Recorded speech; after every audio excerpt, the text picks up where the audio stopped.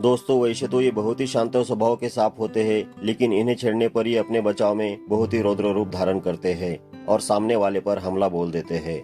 इस सांप को छोड़ते समय हमने इसको बिल्कुल भी परेशान नहीं किया, लेकिन न जाने क्यों इसको बहुत गुस्सा आया है और ये गुस्से से बार बार हम पर हमला करने की कोशिश कर रहा है। दोस्तों, ये एक semi venomous common cat snake है। इसके विष का इंसान पर किसी भी तरह का प्रभाव नहीं होता, लेकिन इसके शिकार के शरीर में प्रवेश करते ही विष का असर दिखना शुरू होता है और थोड़ी देर बाद शिकार निश्चल होता है। इस सांप को मराठी में मांजरा सांप और हिंदी में बिल्ली सांप या मांजरा सांप के रूप में जाना जाता है।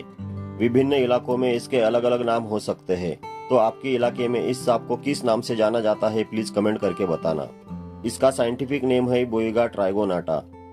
इस सांप की आंखें बिल्कुल बिल्ली के आंखों के जैसी दिखती है, शायद इसलिए इसे बिल्ली सांप या कैट स्नेक के नाम से जाना जाता है।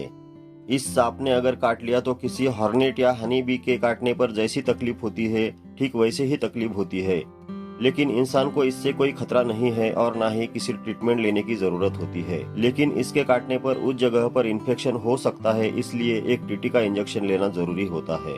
ये सांप हुबहू भारत के बिग फोर स्नेक्स में शामिल स्वास्केल्ड वाइपर स्नेक के जैसे दिखता है, जिनमें फर्क करना काफी कठिन होता है। इस सांप का जीवन काल 12 से 20 साल तक होता है और दुनिया भर में इनकी कुल 34 प्रजातियां पाई जाती है। भारत में इस सांप की अभी तक कुल 12 प्रजातियां ज्ञात है। दोस्तों, सांप चाहे वेनेमस हो या नॉन वेनेमस, अगर वह ऐसा रौद्र रूप धारण करता है तो उससे दूरी बनाना ही समझदारी है। लेकिन इसका मतलब ये भी नहीं है कि सांप को देखते ही मार दिया जाए। सांप को मारना एक नॉन बेलेबल ऑफेंस है।